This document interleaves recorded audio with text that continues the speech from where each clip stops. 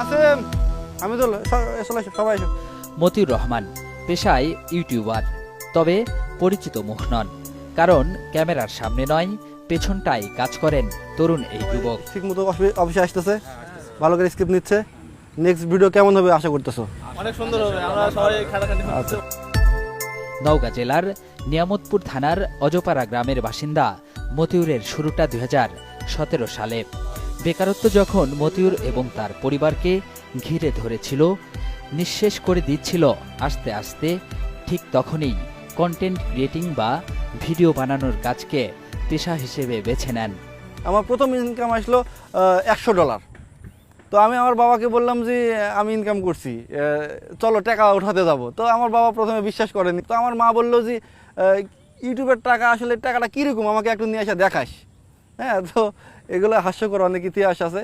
পরবর্তী আমি আমার বাবাকে নিয়ে গেলাম, আমার প্রথম টাকা ওটা আমার বাবার হাতে দিলাম। $100 ছিল, প্রায় তখন 9,000 টাকার মতো।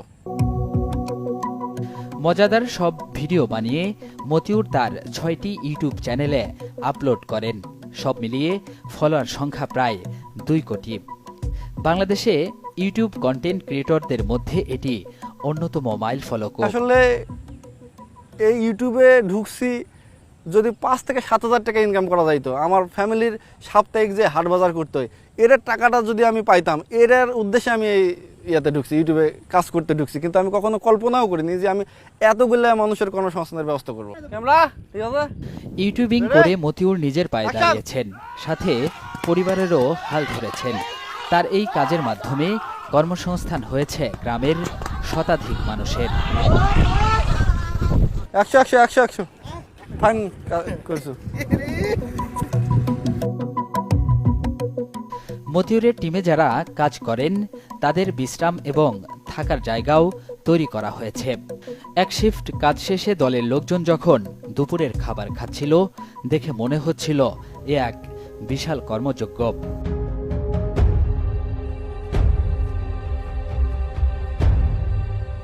তবে মতিউরের এই সুখ বেশি দিন টেকেনি। অজপাড়া গায়ের ছেলেটি যখন যশ খ্যাতির চূড়ায়, সাথে অর্থবিত্তে বলিয়ান, ঠিক তখনই তার উপর কুনজর পড়ে গোয়েন্দা কর্মকর্তা নাজমুলের। 2020 সালে আমাকে ডিবি থেকে নক করা হয়। ওনারা বলেন যে তোমার বিরুদ্ধে অভিযোগ আছে, তুমি আমাদের সাথে এসে দেখা করো। তো আমি বললাম যে স্যার কবে আসবো? তো উনি বললেন যে তুমি কাল দিন পরে অবশ্যই তোমাকে আসতে হবে, তুমি যদি না আসো তাহলে আমি তোমার উপরে মামলা করে দেবো। মতিউরের শ্রমঘামে আয় করা বৈদেশিক মুদ্রায় নজর দিয়ে ক্ষান্ত হননি নাজমুল। অনৈতিক চাওয়া পূরণ না করায় 2টি মামলার পর তাকে গ্রেপ্তার করে গোয়েন্দা পুলিশ। আটক অবস্থায় তার কাছ থেকে সর্বাধিক ফলোয়ারের মাহা ফান টিভি ইউটিউব চ্যানেলটিও হাতিয়ে নেওয়া হয়। আমার কাছে একটা দাবি করেন। আমি বলি যে কেন স্যার, আমি এটা কেন দিব? আমি তো আর অন্যায় কোনো কিছু করি না। উনি আমার কথা শুনলেন না, উনি আমাকে ধরে 2টা মামলা দিয়ে দিলেন। একটা হচ্ছে ডিজিটাল নিরাপত্তা আইনে, আর একটা হচ্ছে পর্নোগ্রাফি আইনে।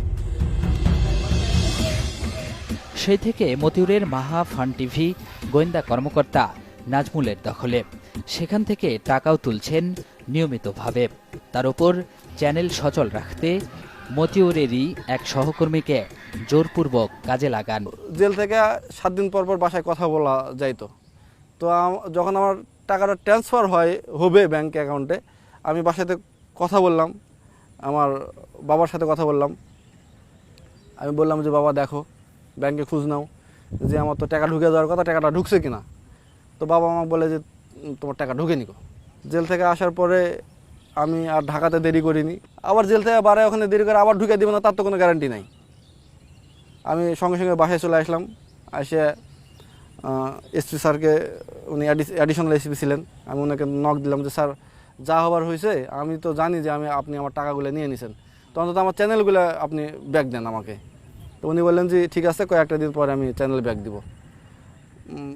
আমার সবচাইতে বড় চ্যানেল, যে চ্যানেলে আমি একে একে সাবস্ক্রাইব করে করে বড় করছিলাম, উনি ওই চ্যানেলটা রেখে আমাকে সম্পূর্ণ চ্যানেল পরে ব্যাক দিয়েছেন।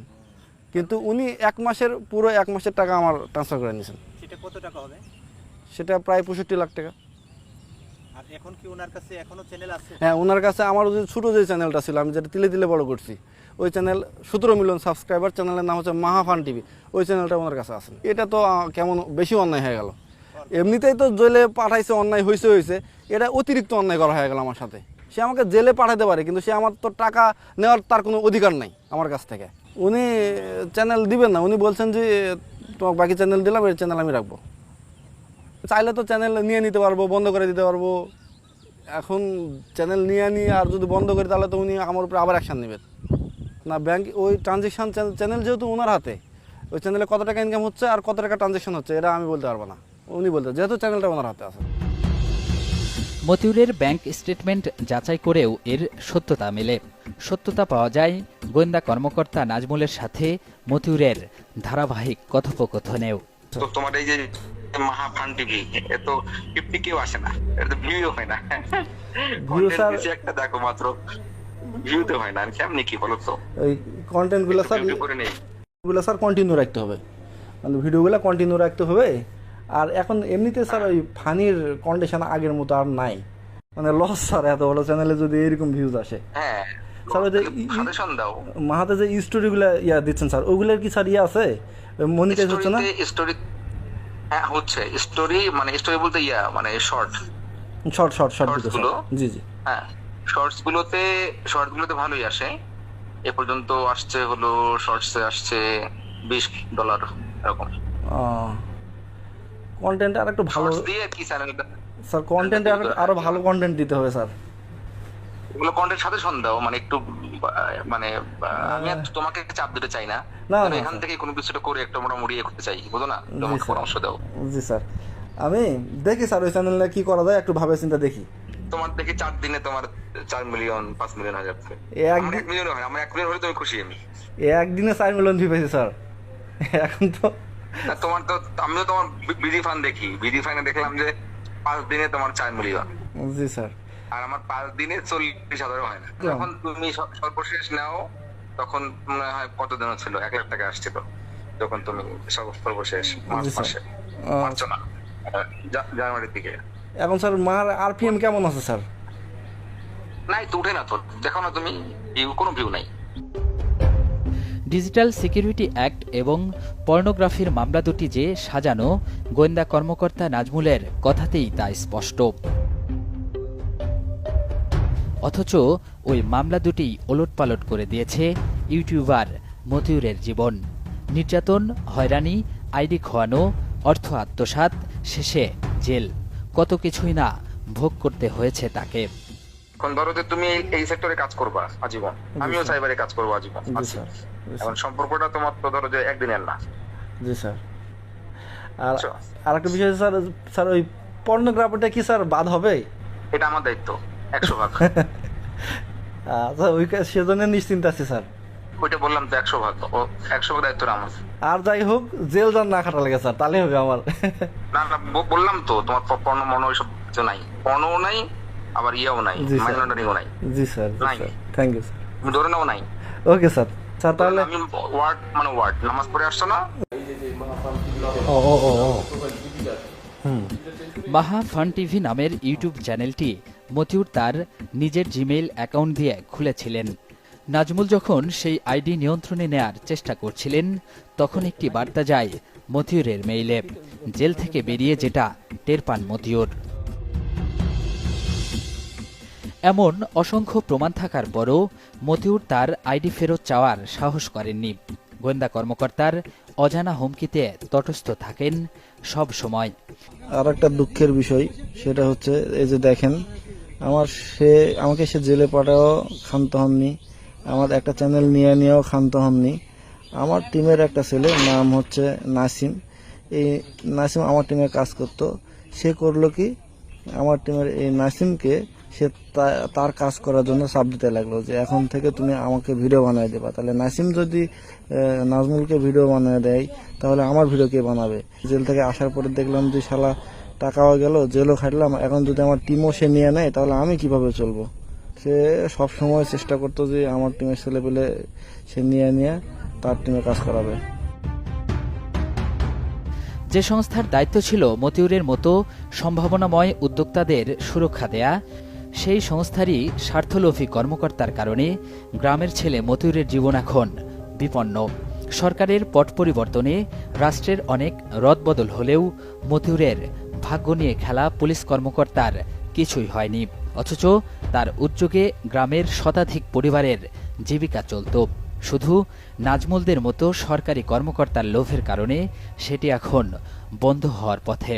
আমার যা ইনকাম সব ইউটিউব থেকে, বৈধ চ্যানেলে সব বৈধ চ্যানেল। আমি প্রত্যেকটা টাকার হিসাব দিতে পারবো যে আমার এই 1 টাকা কোন অ্যাডোর থেকে ইনকাম করছি আমি। তো এগুলো আপনারা ওনাকে বলেননি? আমি বলছি, কিন্তু উনি মানে শুনতেই চান না। মানে উনি আমার সাথে এমন আচরণ করেন যেন আমি ডাকাতি করে টাকা ইনকাম করছি। মানে একটা ডাকাতের সঙ্গেও একটা মানুষ এরকম আচরণ করেন না। এইভাবে যদি চলতেই থাকে তাহলে আমাদের মতো যারা তরুণ উদ্যোক্তা এরা ধ্বংস হয়ে যাবে। মানে এই খাত থেকে যত টাকা বাংলাদেশে ঢুকে এটা তো আর ঢুকবে না। মাঠে এইরকম করে চলতে থাকলে আমি আর 2 থেকে 3 মাস আসি, তারপর থেকে আমার পথ বন্ধ।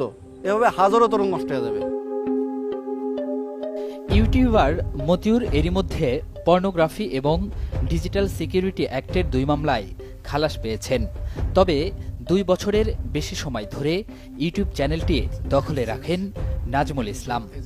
এই সময়ে মতিউরকে জিম্মি করে ইউটিউব থেকে প্রায় 1.5 কোটি টাকা হাতিয়ে নেন। তবে অনুসন্ধানের বিষয়টি টের পেয়ে সম্প্রতি ইউটিউব চ্যানেলটি ফেরত দেন গোয়েন্দা কর্মকর্তা নাজমুল ইসলাম। আমি এতদিন পরে আমি আমার ইউটিউব চ্যানেলটি ফেরত পেলাম। আজকে থেকে চ্যানেল আমার হয়ে গেল। আলহামদুলিল্লাহ, আলহামদুলিল্লাহ, আলহামদুলিল্লাহ। এই অ্যাডসেন্স সে কবে অ্যাড করছিল? জানুয়ারির 25 তারিখে 2023 সালে। হ্যাঁ, মানে জানুয়ারির 25, 2023। আর আজকে হচ্ছে মার্চ 31, 2025। মানে এতদিন পর্যন্ত সে আমার এই ইউটিউব চ্যানেলটি তার অধীনে নিয়ে রাখছিল।